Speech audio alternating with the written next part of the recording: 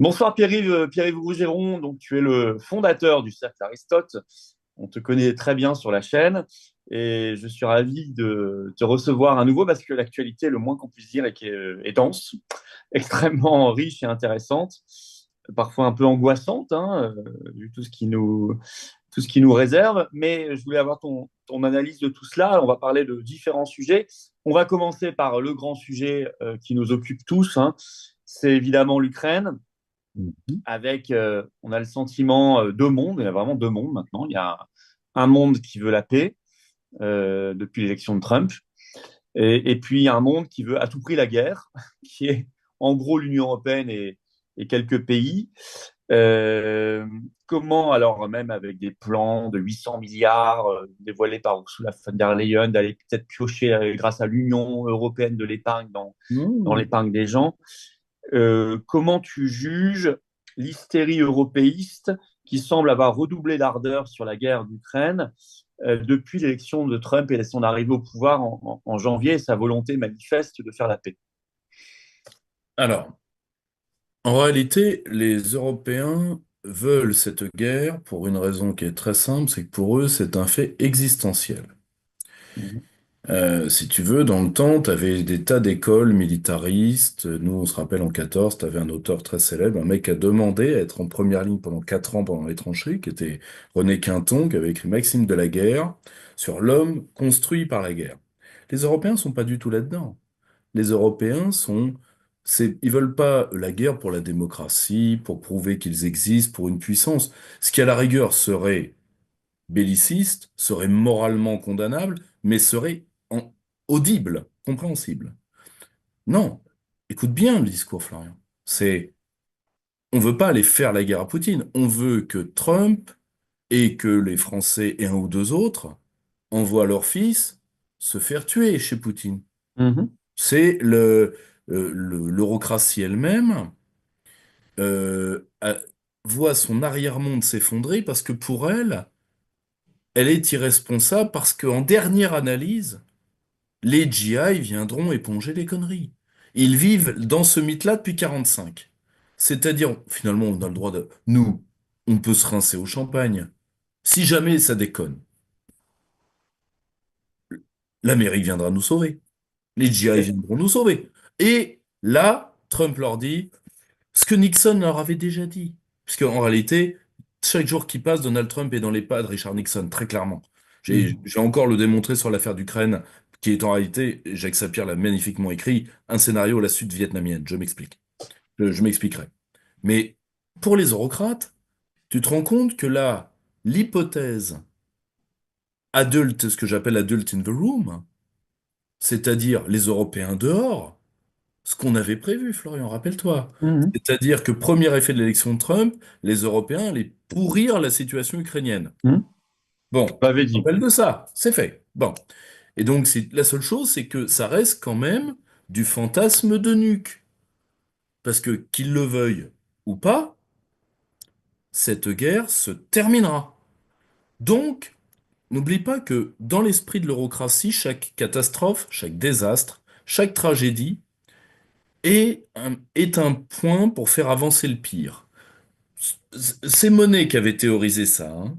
C'est-à-dire, l'Union européenne doit provoquer des crises dans les États qui sont sous sa domination pour les démantibuler.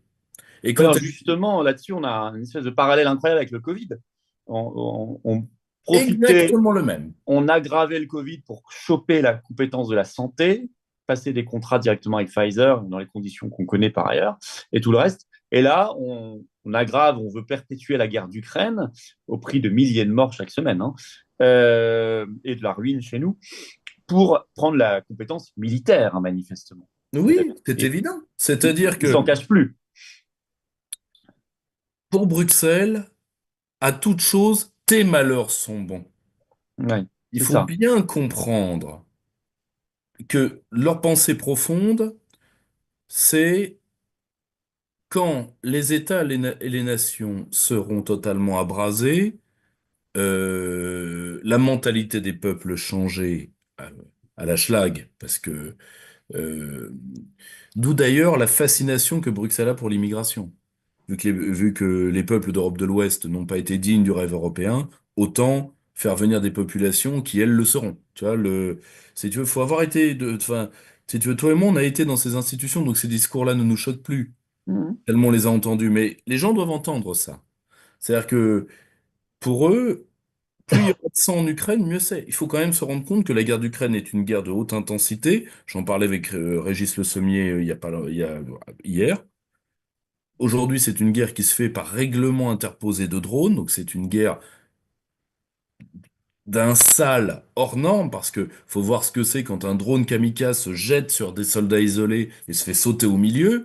Enfin, c'est l'équivalent d'une mine Betty, hein, d'une mine bondissante. C'est absolument, il y a de la viande dans tous les coins, c'est absolument ignoble. C'est une guerre ignoble. Mais ça reste une guerre de haute intensité, Florian. C'est-à-dire qu'il y a des centaines de morts, tous niveaux confondus, tous les jours, donc tu le disais très bien, des milliers par semaine. Donc, si la paix n'est pas faite est faite dans 6 mois, il peut avoir 50 000 mecs au tapis. En plus, sur déjà les centaines de milliers déjà morts, pourquoi? Pour rien. Mais pour l'eurocratie, ça va servir à deux choses. Un, on va enfin piquer la défense. Et la défense, ça va servir à quoi? Je te le dis tout de suite. Ça va pas servir à créer une grande armée au service des Allemands de Bruxelles. Il y aura plus de soldats. Donc ça va faire du mercenariat. Et ça, ce que déjà l'Allemagne fait, hein, je te rappelle pour la Bundeswehr. Hein. Mhm. Et donc, si tu veux, ça tombe bien vu que l'Union européenne se méfie des armées nationales depuis toujours. Et deuxièmement, ça va surtout permettre un truc simple, qui est enfin la barrière de l'endettement commun. C'est d'ailleurs le problème de Merz. Merz, il n'oublie pas qu'il y a une limite constitutionnelle à l'endettement légal en Allemagne. Oui, ce sera le nouveau Tu chancelier vois. Et Merz, le nouveau chancelier allemand. le nouveau chancelier allemand. Or, ce qu'il cherche, c'est contourner ça. Quoi de mieux que de dire que Poutine dans 6 mois à Berlin? Tu vois, pour tu vois, là, si tu veux, regarde, écoute ce qu'on entend, Florian. Je Alors, attends, rappelle juste. qu'en 2 ans, la Russie a pris en ligne 200 kilomètres en Ukraine. Oui, oui. Et évidemment, Poutine ne rêverait que d'annexer Drancy-sur-Yvette. C'est évident. Non mais, tu vois là où tout ce discours qui est délirant ne sert qu'à une chose. Pour Bruxelles, c'est affaiblir les États et renforcer la compétence budgétaire. Alors, justement, il y a plusieurs choses dans ce que tu dis. D'abord, si tu parlais un peu de l'Allemagne, est-ce que la première victime de cette affaire, ça ne serait pas d'abord la France? La volonté de dépouiller la France, parce que la France est la première armée du continent, parce que la France, c'est la seule puissance dans l'Union européenne qui a la dissuasion nucléaire, membre permanent du Conseil de sécurité de l'ONU, et la plus grosse industrie de défense. Hmm. Parce qu'il y a ça aussi dans le plan d'Ursula von der Leyen, il y a la mutualisation de l'industrie de défense. Bon, bah, quand tu mutualises et que toi, tu es la plus grosse à la base, c'est toi le perdant, forcément. Non mais Donc, c'est évident. et le gagnant, tu l'as très bien dit, ce serait l'Allemagne en premier, parce que la nouvelle règle budgétaire où on enlève jusqu'à 1,5 point de PIB, c'est ce qu'elle a annoncé, des règles de Maastricht, enfin des fameux critères, ce qu'on appelait les critères de Maastricht, enfin les critères de déficit. En réalité, quand on regarde pour la situation française, ça ne change rien parce que nous, on dépasse de plus de 1,5 les trois points. Donc en fait, nous, même si on retranche 1,5 points, on est quand même Donc, hors des clous. nous, ça ne change rien. Alors que c'est très intéressant pour les Allemands. Et ça, le calcul a vite été fait. Eux, ça leur permet effectivement de booster sans problème leurs dépenses militaires, etc., de choper au passage un bout de notre dissuasion nucléaire parce que c'est la première demande qu'a fait Merz dès qu'il a été élu.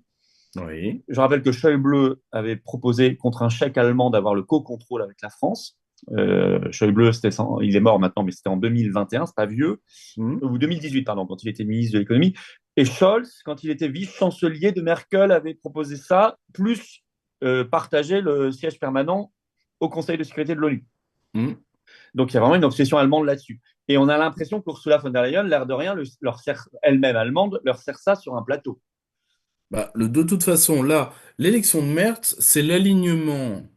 Tu vois, c'est comment dire, tu vois, tu as eu pendant un moment de Scholz, tu as eu des divergences entre les Allemands de Bruxelles et les Allemands de Berlin. Mais à chaque fois que ces divergences ont lieu, elles se calment sur quoi? Sur la haine commune de l'ennemi héréditaire. Mhm. Donc, si tu veux, là, j'ai eu des cadres, j'ai interrogé des cadres de notre industrie de défense il y a 5 jours qui m'ont dit, ils veulent nous détruire. Maintenant, ils ne se le cachent plus. Leur cible, c'est Ariane. Ils revendiquent de nous avoir déjà volé Airbus et que c'est une entreprise allemande. Ils veulent notre industrie de défense, ils veulent la bombe, ils veulent tout. C'est aussi simple que ça. Le, Bien de parler d'Airbus parce que c'est souvent de. Et je rappelle que Airbus, à l'origine, c'était 80% de savoir-faire et de capitaux français, hein. nous sommes d'accord. Alors, on dit toujours que c'est une fabuleuse réussite de ce que pourrait être l'Europe des Non, non, non, non, coopérations. non. Et puis en plus, c'est une perte. Ça aurait pu être totalement une réussite française, hein. C'est une perte pour la France. Deux, ça aurait pu être 100% français sans qu'on en fût fâché. Trois, aujourd'hui, une large part de la construction d'un Airbus requiert des savoir-faire qui sont américains. Oui. Donc, si tu veux, la réussite européenne, si tu veux, qui parle l'Europe ment, qui parle de réussite européenne ment doublement. Donc, le problème, c'est que là, il y a une réconciliation de toute évidence entre les Allemands de Bruxelles et les Allemands de Paris, enfin les Allemands de Berlin, pardon, lapsus révélateur.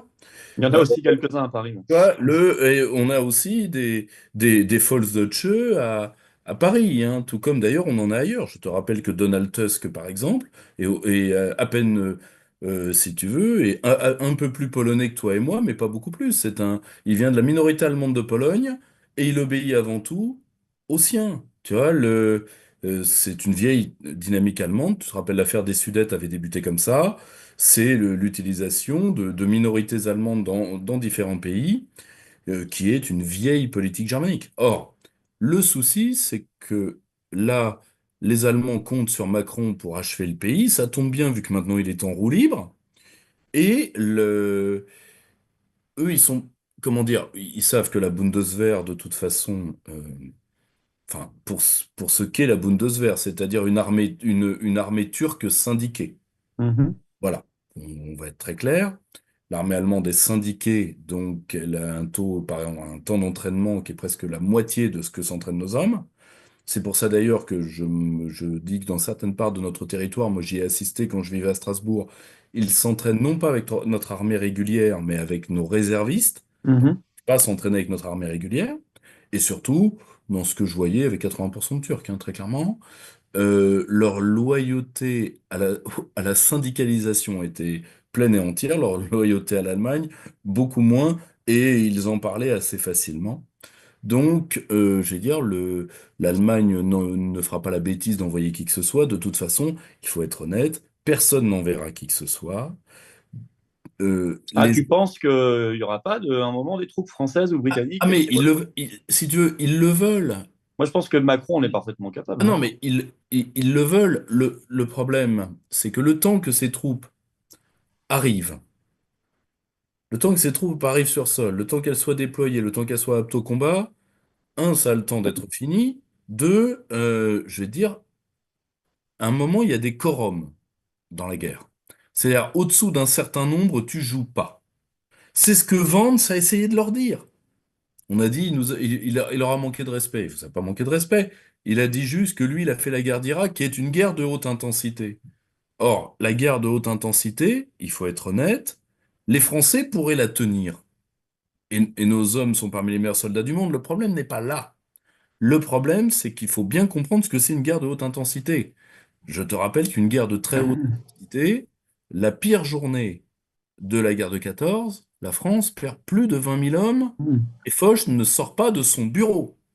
Aujourd'hui, nos opinions publiques ne la tiendraient pas. D'un côté, fort heureusement peut-être, disent certains, mais nos opinions publiques ne la tiendraient pas. Mais nos armées ne la tiendraient pas. Pour une raison qui est simple, c'est que ce sont les hommes qui ont désarmé la France, qui aujourd'hui sont atteints dans leur sénilité d'une maladie intellectuelle qui leur vient du Parti démocrate américain. Tu sais ce qu'il me rappelle? Il me rappelle tous les gamins qui entouraient Larry Clinton, qui venaient de l'équipe Albright, dont un certain Anthony Blinken, Mhm. et qui ont terminé autour de Kamala Harris. Ce sont des gens qui n'ont strictement aucune expérience militaire.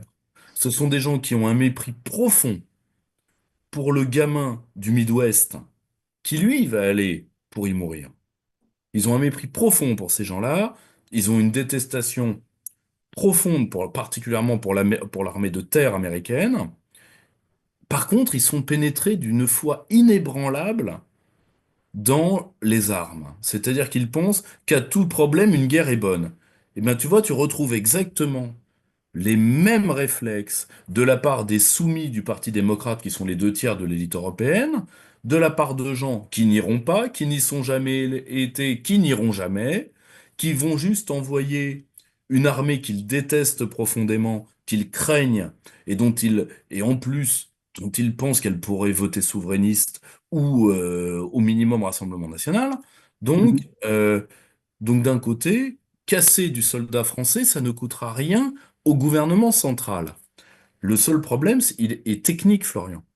C'est que, j'en parlais là encore avec Régis Sommier, c'est qu'aujourd'hui, tu as cette maladie mentale qui est un bellicisme des civils, c'est-à-dire, si tu veux, sont des gens qui ne sauraient pas charger une arme, mais qui pensent que les armes peuvent tout. Or, les armes ne peuvent pas tout.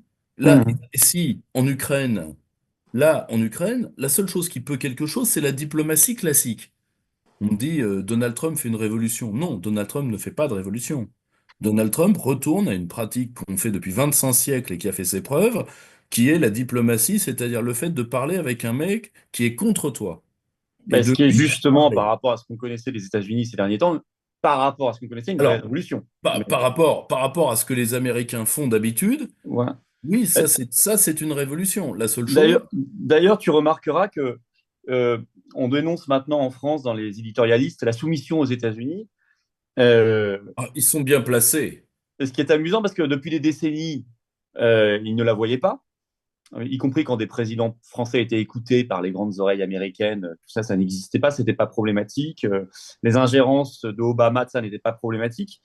Et maintenant qu'on a à la Maison-Blanche non pas un camp impérialiste, mais un camp national, en fait, Hmm. souverainiste, Oui, très parce que c'est clairement. ça qui les dérange, en fait. Oui, D'un coup, c'est ça qui dérange. voilà, c'est ça. D'un coup, ils découvrent l'ingérence américaine qui a toujours existé. Euh, et il y a ce qui prouve en réalité que leur boussole n'est pas l'intérêt de la France, c'est leur intérêt idéologique, voire derrière de caste et financier, qui parle en réalité. Alors, Quand tu les entends aujourd'hui cracher sur Trump, qui est enfin, quand on entend un Nicolas Tenzer, enfin, qu'on voit tout le temps à la télé en ce moment, ou quelques autres, c'est d'une violence et c'est hallucinant. Alors que ce que tu dis est effectivement vrai. Il ne fait que de la diplomatie et parler avec Poutine, c'est-à-dire parler avec l'autre. La oui, diplomatie voilà, qui parle avec l'autre. si tu veux, Et on serait bien inspiré de faire la même chose. on serait bien inspiré de faire la même chose, surtout que là, tu les entends, tu entends japper, mais tu entends des jappements de roquets. C'est-à-dire que vous l'acceptiez ou pas, la guerre d'Ukraine est perdue, elle est perdue depuis le début.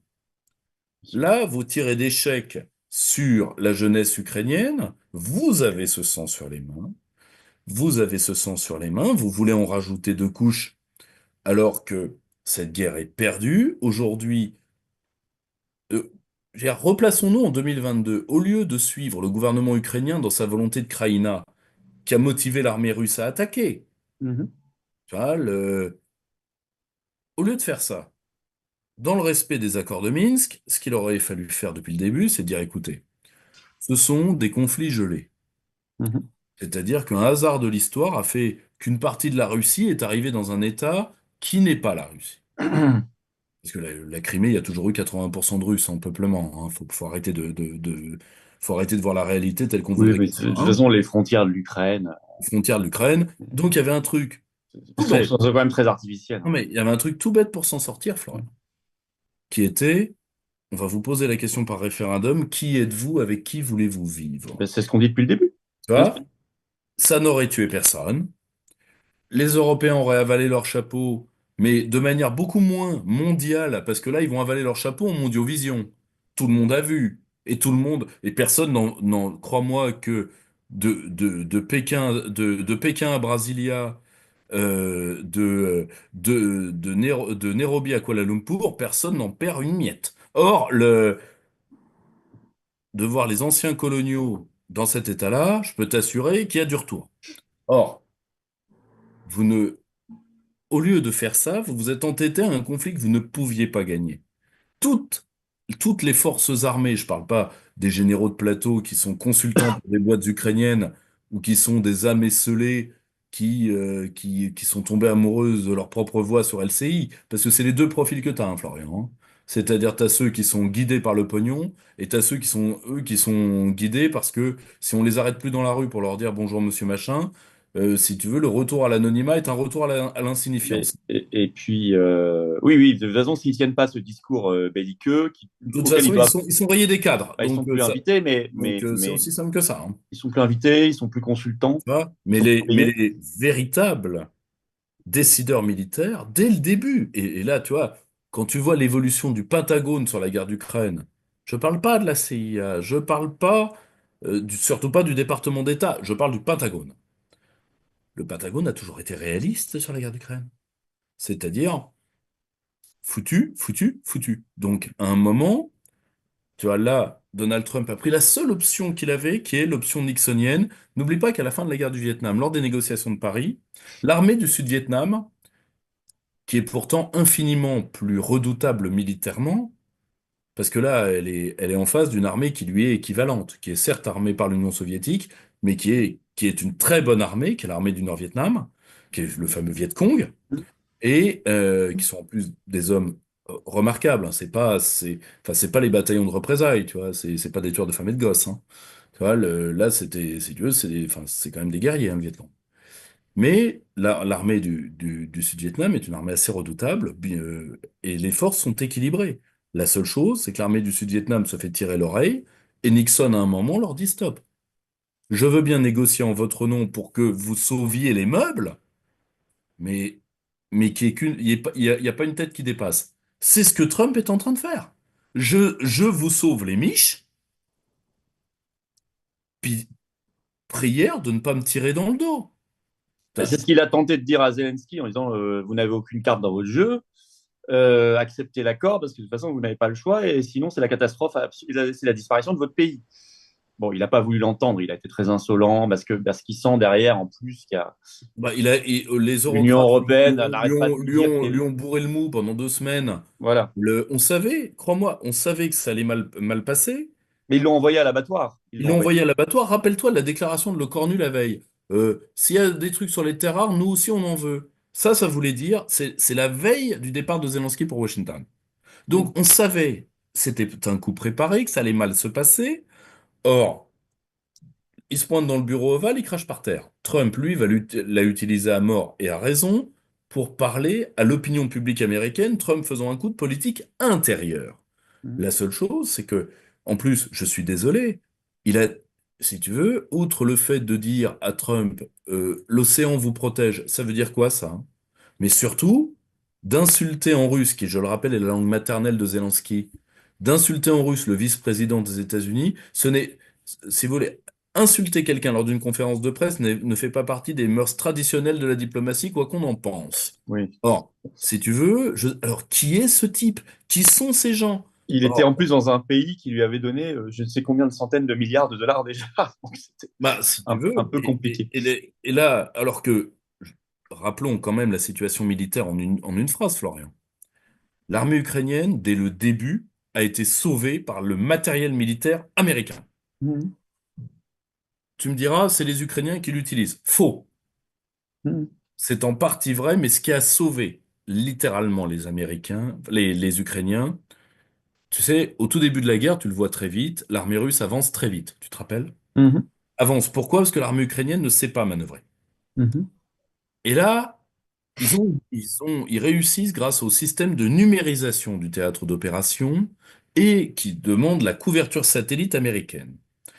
Ce qui est à dire que là, tu vois, c'est quand même une évolution militaire assez remarquable, terrible mais remarquable. C'est-à-dire que tu peux voir les unités bouger quasiment au mètre près en temps réel.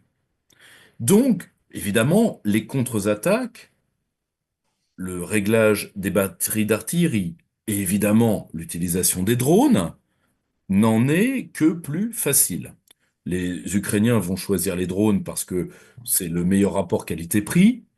Et si tu veux, et l'armée ukrainienne sait bien utiliser les drones. Le problème, c'est que ces drones sont utilisables grâce toujours à la couverture satellitaire américaine. Il suffit que Trump dise stop. Mhm. Et là, on va revenir, comment dire, on va revenir sur un ring, on va revenir dans un ring frontal. Et là, pour le coup, l'armée ukrainienne va encore plus compter les coups que dans la première campagne en 2022. Donc, si tu veux, quand Oui, c'est pour ça que c'est pas un on te simple rang, protège, tu arrives dans son bureau, tu craches par terre, bien sûr. tu vois, je ne sais pas ce que les Européens lui ont promis. C'est pour ça que c'est pas un simple remplacement. Quand des pays européens disent on va remplacer les sommes qui manqueront côté États-Unis, c'est Mais, un mais calcul faux.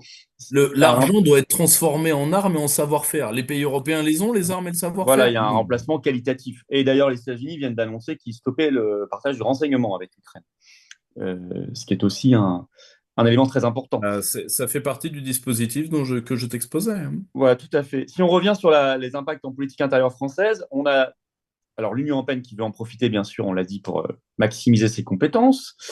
Et puis on a vu le président du MEDEF dire à la télévision, mais on devrait faire comme le Danemark qui vient d'annoncer qu'il passait à la retraite à 70 ans pour financer l'Ukraine. Très Et bien. donc, pas folle la bête, la guêpe, même le président du MEDEF dit on devrait faire pareil en France pour financer l'Ukraine, faire une nouvelle réforme des retraites. Euh, donc, on les voit utiliser à fond dans le même registre. On voit bien qu'ils utilisent, comme ils ont utilisé le Covid, ils utilisent la soi-disant désinformation ou le complotisme russe, le fait qu'il y ait des agents russes partout. On en fait Oui, partie, hein, tout le monde en fait partie. Tu vois, mais si tu veux, eux un feu l'utilisent rouge, un pour corps dire, au pied, c'est le KGB. voilà, pour dire. D'ailleurs, j'espère qu'on voit pas trop les roubles dépasser derrière.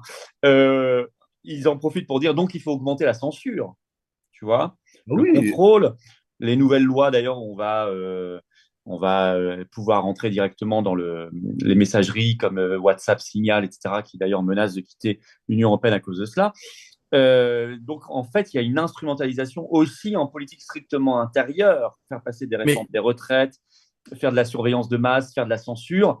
Euh, à partir de cette guerre, et on ne voit pas beaucoup d'opposition dénoncer tout ça. À part non, nous, hein, je veux dire, bien sûr, mais on n'en voit pas beaucoup. Au Parlement, on non, n'en voit pas du tout même. non, parce que si tu veux, tout le monde, tu vois, Emmanuel Macron est devenu, et ses rôles, plus il s'affaisse, pire c'est, le trou noir de la vie politique française. C'est-à-dire, c'est le principe d'un trou noir, c'est d'attirer à lui, en les détruisant, tous les corps célestes qui sont à sa portée, et donc tout le monde veut être macronisable. Mhm. Tout le monde veut être macronisable, c'est-à-dire qu'il peut dire n'importe quelle sottise, on lui emboîte le pas immédiatement. Je vais te donner l'exemple avec la fameuse défense européenne. Défense européenne, que d'ailleurs maintenant Marion Maréchal soutient. Bon, il faut Mhm. dire, elle est entourée de gens qui appartiennent à l'extrême droite européiste. Donc bon, c'est un moment, dis-moi qui tu fréquentes, je te dirai qui tu es. Le... Ce qui veut dire au passage que pour n'importe quelle connerie, d'envoyer tuer des soldats français, vu que comme l'armée française est l'armée la plus apte, c'est elle qui remplira les sacs à viande froide. Mhm. Si tu veux, mais bon, je suis pas surpris. Donc déjà, on sait déjà qui va être les perdants. Mais le pire, c'est que même d'un point de vue strictement militaire, Florian, tu dis défense européenne, c'est un mot qui ne veut rien dire. Mhm. Parce que quelle langue de commandement? Quelle tradition militaire? Quel matériel? Quel matériel? Du matériel OTAN? Du matériel hors OTAN? Euh, quelle zone d'intervention? Quelle géopolitique? Au service de quelle politique étrangère? Tout Ah ça, oui, rien, rien, de rien. quels C'est intérêts, quels intérêts, Macron l'a quels gains. dit. Macron l'a dit. Alors, si tu veux, t'en as qui s'excusent. Moi, je vois si tu veux, des jeunes qui veulent être à tout prix députés, qui reconnaissent que ce soit sur ça, sur l'immigration, sur d'autres choses, dire oui, mais on dit des conneries, mais au moins je serai député. Et on dit des conneries, mais il faut rassurer les boomers. Tout ça va se dissiper très vite, Florian, hein. Tout ça va se dissiper au deuxième tour de la prochaine présidentielle. Alors On- justement, on a trouvé, la presse même l'a noté, pendant l'épisode Trump, Zelensky, Vance dans le bureau et la suite, on a vu un RN et Reconquête d'ailleurs extrêmement absent, très gêné. Alors, D'accord? Reconquête a extrêmement peu parlé parce qu'il se présentait comme plus Trumpiste que moi, tu meurs. Mais Bien sûr. finalement, quand il a fallu être un peu courageux pour défendre Trump face Alors rappelle-toi, face aux grosses caisses médiatiques, ils n'étaient pas là. alors, rappelle-toi qu'il faisait des sauts périlleux en l'air d'avoir réussi à entrer dans un cocktail qui était ouvert à tous. Oui, ça, c'était l'arnaque de la soi-disant présence à l'investiture. Oui, oui. Ça, on en avait parlé. Alors que tout le monde pouvait y être dans ce meeting-là avec l'écran Tu géant vois, et puis non, tu ensuite vois, mais les cocktails payants, en fait. Euh, et le RN, au début, enfin, Marine Le Pen a eu une déclaration qui était un peu différente du concert médiatique juste après la rencontre Trump-Zelensky en accablant pas Trump. Mais ça a été très vite corrigé puisque finalement, elle a déclaré que l'arrêt du soutien américain à l'Ukraine était très très brutal, ça se faisait pas, etc. Donc finalement, ils sont rentrés dans le rang également. Ce qui ne nous surprend pas vu leur vote au Parlement européen. Et je rappelle que le RN n'a pas voté contre l'accord de sécurité France-Ukraine à l'Assemblée nationale en mars 2024. Et donc avec tout l'argent qui va derrière, les accords de défense, etc. Donc, je te disais, l'absence de l'opposition, elle est extrêmement impressionnante sur ce sujet-là. Et donc, toi, tu penses que les Français vont se rendre compte quand même de tout ça? Tu parlais du second tour de la présidentielle ou du reste. si tu, bah, c'est même pas uniquement ça, Florian. C'est que il n'y a qu'une seule stratégie possible, c'est de faire sortir des abstentionnistes de l'abstention. Mhm, À l'instant T, le système est, dans l'optique d'un second tour, est supérieur en voix. Alors certes, il est très tôt, mais les gros blocs démographiques font que le système est encore majoritaire. Si il arrive, et c'est d'ailleurs le scénario qu'à titre personnel sur lequel je travaille, s'il arrive à tuer dans le temps qui lui est imparti Jean-Luc Mélenchon, mhm, là, il est certain de l'emporter parce que il pourra rallier toute une part de l'extrême gauche qui ne demande que ça. mhm, Donc, de toutes les manières, euh, sans le renfort du peuple français, le Front National n'arrivera pas à vaincre. mhm, Donc, et je pense que là, comme objectivement, sauf la partie des gens qui votent uniquement comme un acte défouloir, qui n'est pas un vote d'adhésion, tu vois, qui est redevenu un vote de stricte protestation. Je souffre, je vote sur ce que les médias n'aiment pas. Ils font croire de ne pas aimer. Ouais. On croire de ne pas aimer. Enfin, ou te présente ces pseudo-votes utiles comme le vote qui pourra mettre soi-disant la baffe à Macron. Tout à fait. Si tu veux, résultat des courses, une fois, si tu veux, c'est exactement le même effet que la pornographie, c'est-à-dire que tu en as une moitié que ça excite, l'autre moitié que ça calme. Mhm, Or, là, tu arrives à utiliser le RN à double titre, à titre politique comme voie de garage, à titre social, pour éviter toute structuration d'un mouvement. Tu vois, il ne faut pas oublier que les Gilets jaunes sont nés, certes, de problèmes de pauvreté, mais la pauvreté est ce qu'on appelait dans le temps, dans la campagne, la chienne qui miaule, elle est de retour dans nos rues à tous les étages, hein. Il suffit mhm, de sortir pour la voir, hein. Pourquoi ils reviennent pas? Parce que n'oublie pas que les options politiques avaient été écrasées par la médiocrité du résultat de l'élection présidentielle.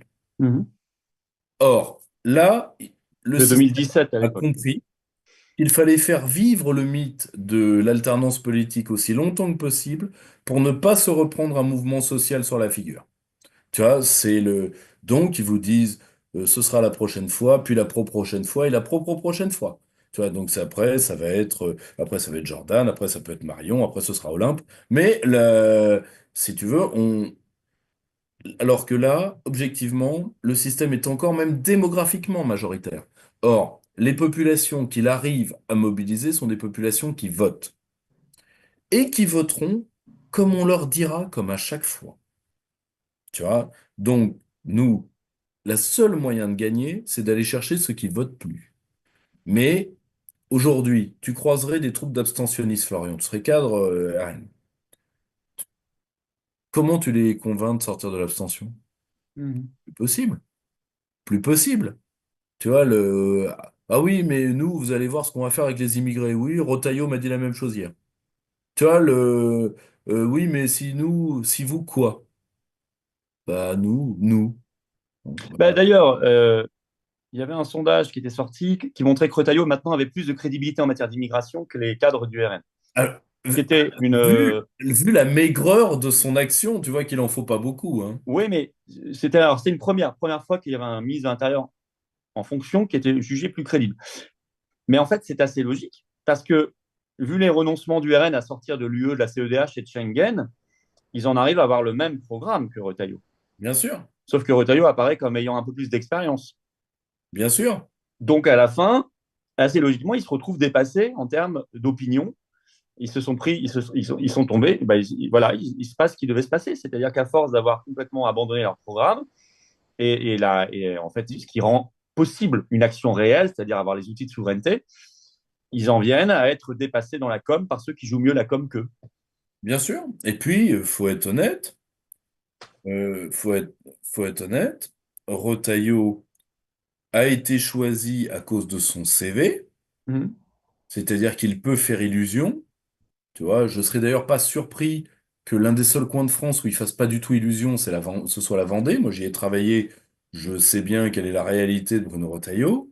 Ouais. Mais l'avantage, c'est que les deux tiers du territoire, pour les trois quarts du territoire, c'est Retailleau, c'est une sorte de sous-Sarkozy à poigne, qui en plus a l'amitié de Philippe de Villiers, ce qui pour le public de droite politisé, qui se rappelle encore de Philippe de Villiers, c'est-à-dire un public qui est aujourd'hui chez Macron et au LR, et qui pourrait être tenté par le front, mais qui ne le sera pas, euh, bah c'est plutôt un gage de qualité. Pire que ça, Retailleau peut leur faire du mal parce que une part de l'électorat, de la part droitière de l'électorat du Front, sait très bien qui il est Mmh. et aurait tendance à lui accorder une crédibilité que la plupart des cadres RN ont perdue. Quant à Reconquête, c'est très simple. Reconquête, c'est assurer la gamelle jusqu'à la prochaine échéance électorale, c'est tout. C'est alors, quand même, pour les authentiques souverainistes dont on est, les patriotes, c'est intéressant comme période, avec tous ces changements géopolitiques, ces réalignements, le retour à une sorte de réel politique, le retour des souverainetés nationales, Ah, faut dire, si tu veux, le dévoilement de l'Union d'ailleurs, européenne. Tu vois, nous l'avions, rappelle-toi rappelle-toi quand on travaillait dessus. Moi, tu vois, c'est la première fois, par exemple, que j'entends parler de toi. mmh, C'était mon premier colloque à la Sorbonne. C'était sur ces questions-là. C'était 2012-2013. C'est la première mmh, fois qu'on me parle de toi. mmh, C'est camarade Roland, si tu vois lequel c'est, qui mmh, m'a parlé de toi à cette époque-là. Et je me rappelle, tout le monde se foutait de nous. Le colloque a été, c'était mon tout premier. On avait loué un beaucoup trop grand amphi grâce à Bled. Et ça va se remplir très vite dans les mois qui vont venir. À cause de quoi? À cause des affaires russes particulièrement, puis ensuite des affaires, des affaires syriennes beaucoup plus tard. Mais je me rappelle que nous, on nous traitait de fous. On nous traitait de fous. Or, ce monde-là, moi, à titre personnel, je ne l'attendais pas aussi vite, je le confesse. Là, ça va à une vitesse c'est colossale. impressionnant, c'est génial quand même. Et en réalité, il faut que nos amis attendent ça avec le calme des vieilles troupes et qu'ils voient bien une chose. Quand le mur de Berlin s'effondre, tous les post-communistes, les retourneurs de veste et autres font le tour de toute l'Europe en piaillant, en hurlant exactement de la même manière, canard sans tête. Mmh, Ça va durer quelques mois. Et ben là, c'est pareil. C'est-à-dire que tous les rentiers de l'ordre mourant, parce que n'oublie pas une chose, la réunion avec Zelensky suit la fin du saupoudrage de pognon sur l'ensemble de l'Europe de l'Ouest par le programme UNCED. C'est-à-dire, tu as en première ligne tous les klebs qui se sont retrouvés la gamelle vide. mmh, Et la loyauté d'un chien affamé, mmh, c'est un sujet en soi. Donc, il est évident que tous ceux qui ont senti leur portefeuille s'alléger sont en première ligne là-dedans. Mais après, il va falloir qu'ils trouvent un vrai travail pour la première fois de leur vie pour la plupart. Et donc, si tu veux, il y en a beaucoup qui vont couler dans les mois qui viennent. Surtout que, objectivement, une fois que tout le monde aura compris que les jappements européens ne recouvrent rien, que la doctrine Adult in the Room va être claquemuré pour tout le monde. Et exemple type, qui l'a bien compris, c'est Zelensky lui-même. Sa Mhm. déclaration d'hier soir. Bon, finalement, je me suis un peu énervé. Mhm. Je vais peut-être faire un effort. Je regrette. Non, mais je regrette. Mais pourquoi il fait ça? Parce que pourquoi Zelensky est encore là? Déjà, premièrement, première question. Qu'est-ce qu'il fait encore là? Je rappelle qu'il se maintient un coup d'état d'urgence. Si tu veux, comme dirait l'autre, c'est pas très des droits de l'homiste, tout ça. Or, Ah bah, en interdisant les partis je d'opposition, crois qu'il a fait interdire quelque chose comme 13 partis, quelque chose comme ça. oui, il ferme les médias aussi. Il ferme les médias. Mais il y a aussi une autre chose qu'on ne dit pas, Florian. Monsieur Zelensky, dans l'état mafieux qu'il dirige, c'est pas moi qui le dis. Hein, je rappelle que l'Ukraine était en tête de tout Mhm. de toutes les études, tous les classements sur la corruption à l'échelle mondiale. Transparency, tout ce que tu veux. Bon. Vous aviez des rapports onusiens glaçants sur l'Ukraine. Mhm. Monsieur Zelensky je pense, fait deux grandes bêtises. Un, il a fait arrêter une part des oligarques ukrainiens qui s'apprêtaient à le lâcher. Et il a fait geler les avoirs de certains autres, ceux de Poroshenko par exemple. Or, le problème, c'est que ces mecs-là, Monsieur Zelensky pense que mieux vaut qu'il reste au pouvoir parce que c'est sa meilleure assurance vie. Parce qu'il a peur d'être victime d'un règlement de compte, ce que je comprends. Là, il reste pas uniquement pour l'argent. L'argent, je pense que Monsieur Zelensky aurait beaucoup de mal à dépenser tout ce qu'il a, quelle que soit sa durée de vie. Mais il peut vivre vieux. Je pense qu'il ne sera pas désargenté pour autant. Je me fais aucun problème pour lui. Par contre, son problème, ça va être de quitter l'Ukraine vivant. Parce Mhm. que, parce qu'il a géré ce pays de manière mafieuse et qu'il sait aussi une autre chose, Florian. Vu que la mobilisation a été très brutale, on a enlevé des gens, c'est vraiment une guerre ignoble. Que l'armée ukrainienne est pleine de faits qui sont peu reluisants, tu vois, des officiers qui cachent la mort de leurs soldats car c'est eux qui distribuent les soldes pour pouvoir donc garder les soldes de soldats morts, si tu veux, enfin, c'est quand même quelque chose que nous on a arrêté sous Louis XIV, hein. Mhm. Tu vois le problème, hein. Mhm. Or, ce qu'il faut bien comprendre, c'est que l'Ukraine de la paix peut basculer en guerre civile, ce n'est pas impossible, mais en tout cas peut avoir des règlements de compte absolument atroces. Mhm. M. Zelensky a peur d'en être victime, donc il préfère envenimer la situation jusqu'à ce qu'une porte de sortie lui soit offerte. Mhm. Ça prouve une chose, moi tu vois, quand j'entends Zelensky c'est Churchill ou pire, Zelensky c'est De Gaulle, sincèrement, épargnez-nous ça. Épargnez-nous ça. Je pense sincèrement que la postérité maudira cet homme, mais maudira encore bien plus ses mandants. Évidemment.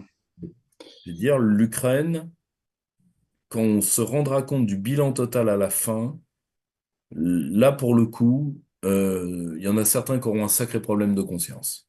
On est d'accord. Beaucoup de sang sur les mains, comme tu disais. Mm. Une autre affaire très révélatrice, on va passer beaucoup plus vite, mais aussi, c'est l'affaire de la Roumanie. Bien sûr, Après l'annulation de l'élection, l'arrestation du candidat qui est à 50% d'intention de vote au premier tour. Je le rappelle, Georgescu actuellement dans les sondages, il est à 50% au premier tour. Donc il est sûr de gagner en fait. Le second est à 16% au premier tour. Euh, il est arrêté, pas du tout certain qu'il puisse être candidat juridiquement. Interdiction de parler dans les médias et sur les réseaux sociaux pendant 60 jours, c'est-à-dire le temps de la campagne, hein, parce qu'il vote le 4 mai. Et puis des chefs d'accusation qui peuvent le mener à 20 ans de prison. Euh, Là-bas, je veux dire, personne s'y trompe. Et en fait, ici, quand on s'y intéresse un peu aussi, tout le monde sait que derrière les tribunaux roumains, tout ça, c'est Bruxelles aussi. bien sûr. C'est quand même extrêmement. Ça y est, ils sont obligés d'avancer démasqués maintenant. Ah mais de toute façon, maintenant, c'est simple. N'oublie pas, Florian. Là, là, par exemple, ils refont le coup sur les avoirs russes. Mhm, D'ailleurs, il faut le reconnaître, les hommes de Mélenchon ont pour une fois fait le boulot. mhm, Pour une fois, ce qui, au niveau du droit international, est l'équivalent d'une attaque de diligence. mhm. Qui, au passage, implique que plus personne ne nous fera jamais Bien confiance sûr. pour stocker de l'épargne ou des avoirs étrangers. Bravo, beau bilan, bien joué. Épargne au passage qu'ils ont très envie de nous piquer, hein. Ah, mais maintenant, Ils en parlent beaucoup, hein. la caste, la caste se dit, euh, la fin d'un monde ne doit pas nous priver d'un bon repas. Ouais.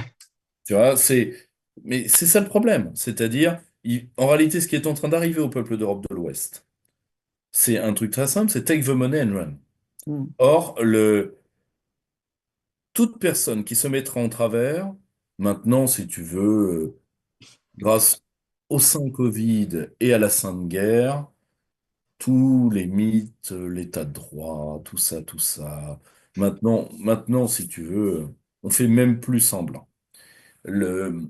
Ouais, si on revient à Georgescu, ils font même plus semblant. Ouais. Non, ils font même plus semblant. C'est-à-dire que nous savions déjà que l'Union européenne fichait ses ennemis. Ça, tu vois, on avait des données là-dessus dès 2014, hein. Mhm. Donc, si tu veux, j'aimerais bien savoir la tête qu'a ton dossier ou le mien. Mais le problème, c'est que l'Union européenne fiche ses ennemis depuis déjà très longtemps. Maintenant, nous passons à l'étape supérieure. Nos amis Brexiteurs l'avaient prévu. Farage l'avait prévu. Je me rappelle de Daniel Hannan, qui est un des plus grands spécialistes britanniques de la Magna Carta, qui est l'un des proches de Farage, qui nous le disait. Rien ne les arrêtera. De toute façon, je vais dire, quand tu commences à tirer des chèques sur les libertés publiques des autres, rien ne t'arrête. Tu vois, ça c'est si tu veux, les tables de la loi, ça se réécrit, les textes, ça se raye, les droits de l'homme, ça s'oublie. Si tu veux, quand c'est pas ton peuple, il faut pas Mhm. oublier une chose. Bruxelles est une xénocratie. L'avantage d'une xénocratie, c'est que c'est jamais les tiens. Mhm. Tu vois, c'est jamais les tiens. Donc, tu leur retires leurs conditions de vie, tu en fais du demi-servage. Rouler jeunesse. Tu leur voles leur liberté publique, ou les jeunesses, tu les tues, ou les jeunesses. Or, tu vois, cette violence est intrinsèque à ce système. Ce n'est pas un accident, ce n'est pas un mauvais alignement de planètes, ça devait terminer là où c'est là. Ceci dit, en Roumanie, l'affaire n'est peut-être pas terminée. On a vu une très, très grosse détermination populaire. Tout à fait. Énormément, Mais énormément il n'y a même. que ça qui les arrêtera. Si je puis me permettre, Florian, En nous avons Bulgarie aussi, tu un... as vu d'ailleurs des. Et en Grèce. Oui, mais ça, ils n'en parlent pas d'ailleurs. Tu vois, ça, Mais en pas un Bulgarie, mot. c'est-à-dire, le bâtiment de la Commission européenne a même été très endommagé. Il y a un Ah, roman qui montre. Hein. non mais si tu veux, l'eurocratie oublie une chose. Elle pense qu'elle est une sorte d'élite choisie. Toutes les élites impériales pensent ça, hein. Tu vois, ils ont rien inventé. Ils sont choisis pour t'apprendre le bien et pour t'apprendre tes propres intérêts parce que t'es trop stupide pour les discerner. Donc finalement, qu'est-ce que t'en as de la chance? Et en plus, tu es ingrat. Or, mais c'est le rapport. On y était, toi comme moi. Donc, Mm. on l'a vu, ça. Donc, vous êtes des ingrats parce que nous vous apportons la lumière, les machins, l'Europe, tout ça, contre l'obscurantisme des nations, blablabla, blablabla. Bon, je vous refais pas, vous l'avez déjà entendu 100 fois. Le problème, c'est que, si tu veux, comment dire, ils sont tellement persuadés de leur bon droit qu'ils peuvent tout nous faire. Ça, si tu veux, aucun problème. Là où ça risque de dégénérer, c'est qu'ils ont naturalisé ça dans leur esprit. C'est-à-dire qu'ils pensent que comme les gens doivent plier face à eux, que les gens vont plier face à eux. Le problème, c'est qu'à un moment, t'as l'impondérable, tu peux perdre un référendum, Et alors après le référendum, tu les fais annuler. Très bien, ok. Vous refusez les procédures de délibération collective. Admettons. Parce que vous venez d'un idéal supérieur. Admettons. Pourquoi on a créé des délibérations collectives, Florian? Bah oui, pour empêcher que ça se passe dans le On, ailleurs. bah, on a créé des délibérations collectives pour éviter les coups de gourdin.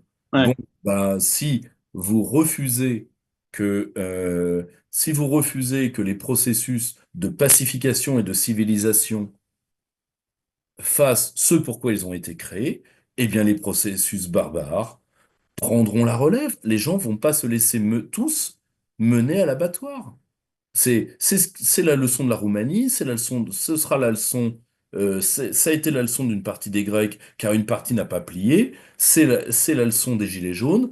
À un moment, De beaucoup il de y a paysans toujours aussi. quelqu'un qui te dira non.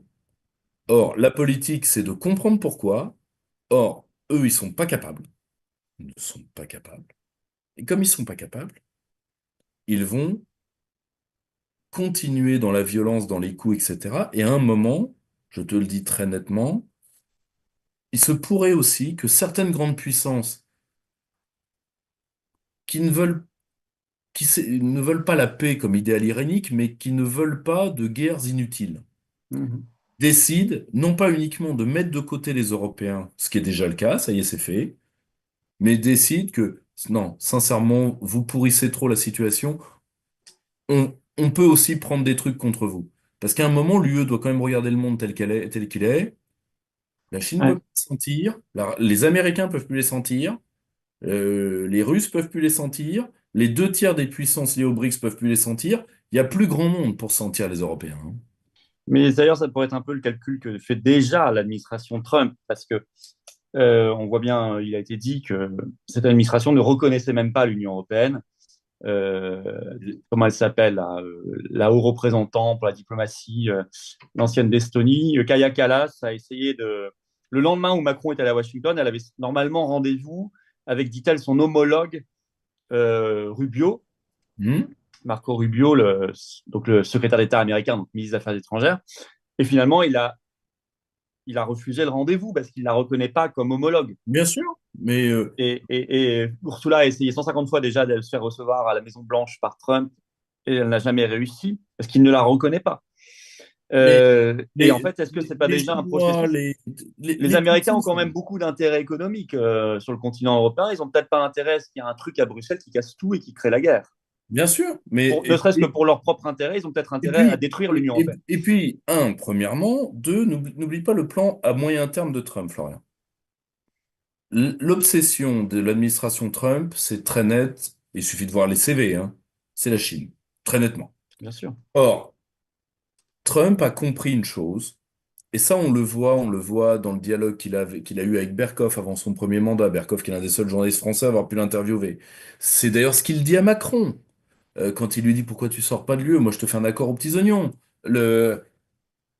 C'est que Donald Trump a compris que l'européisme allait emporter dans la tombe la plupart des pays européens. Or, moins l'Amérique aura d'alliés, parce que Donald Trump, comme Nixon, est l'un des seuls présidents américains qui ait jamais pensé en termes d'alliés. Mhm. La plupart des autres ne pensaient pas en termes d'alliés pour des raisons qui seraient trop longues à développer.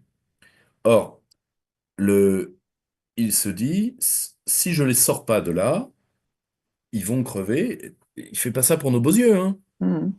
Il fait ça parce que moins l'Amérique aura d'alliés, plus l'affrontement avec Pékin sera compliqué. Ça, c'est très très net. Ça, c'est le point. Et tu as un autre point vis-à-vis de l'Union européenne, c'est que Donald Trump sait que la plupart des opinions publiques du continent ne peuvent plus supporter ce truc. Donc, il laisse des voies, euh, il laisse, en refusant de l'avoir, il laisse voir quel pays veut suffisamment s'autonomiser. Alors, tu as des pays qui voudraient réellement s'autonomiser et tu as des pays qui cherchent un maître. Là, par exemple, la place de premier lieutenant, celle qui la veut, ça se voit, c'est Mélanie. Oui. Voilà, bon. Et ce qui veut dire au passage que tout vote à l'unanimité sur la guerre d'Ukraine, je ne dis pas est sûr de ne pas passer, je n'irai pas jusque-là parce que je fais aucune confiance à Mélanie, Moi non mais plus.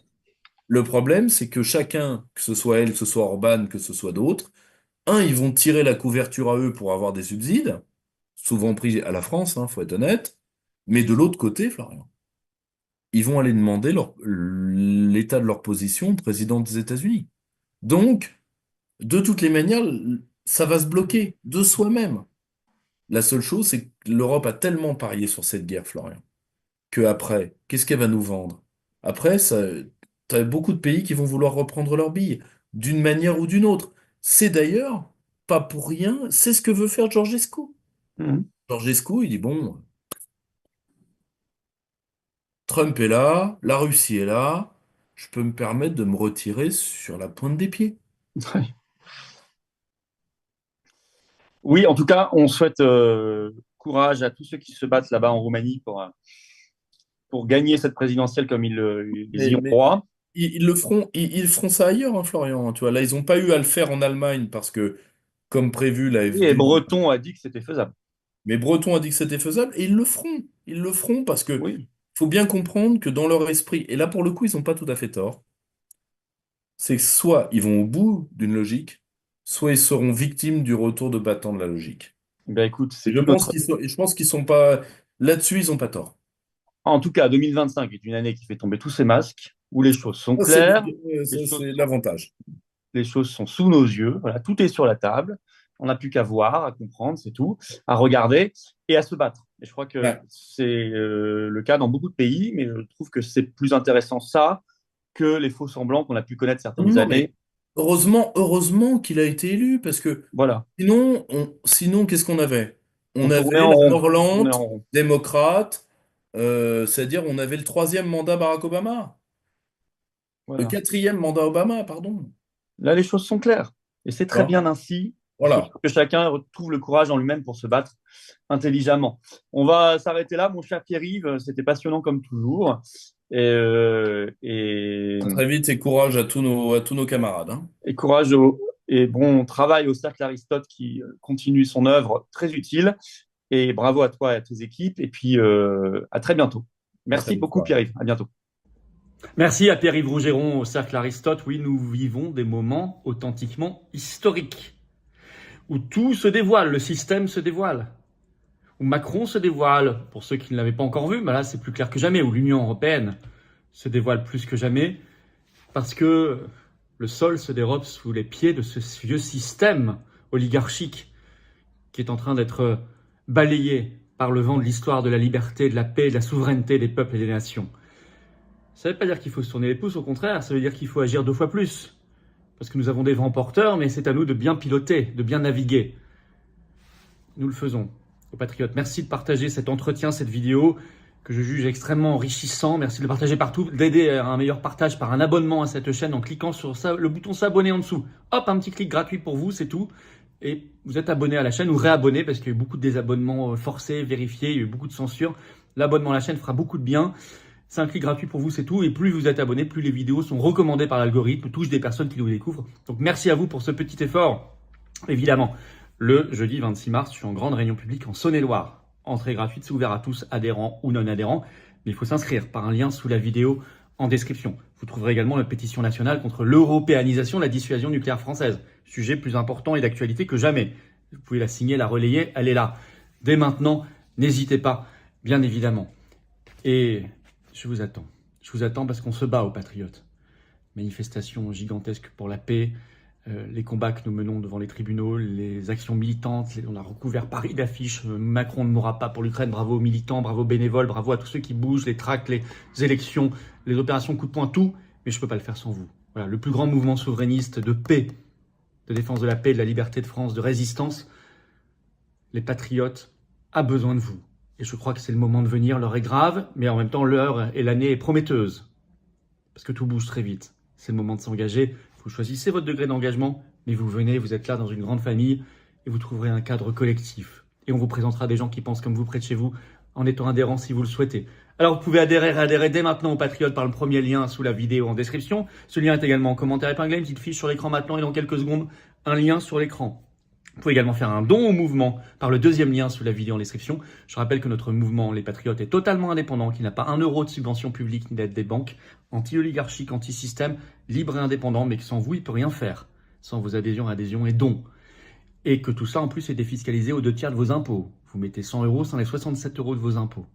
Vous mettez 20, ça enlève 13. Vous mettez 1000, ça enlève 660, vous avez tout compris. Voilà. Les liens sont également sur les-patriotes.fr, notre site. Énorme bienvenue aux nouveaux adhérents patriotes. Bravo aux donateurs et aux réadhérents. Et vive la France!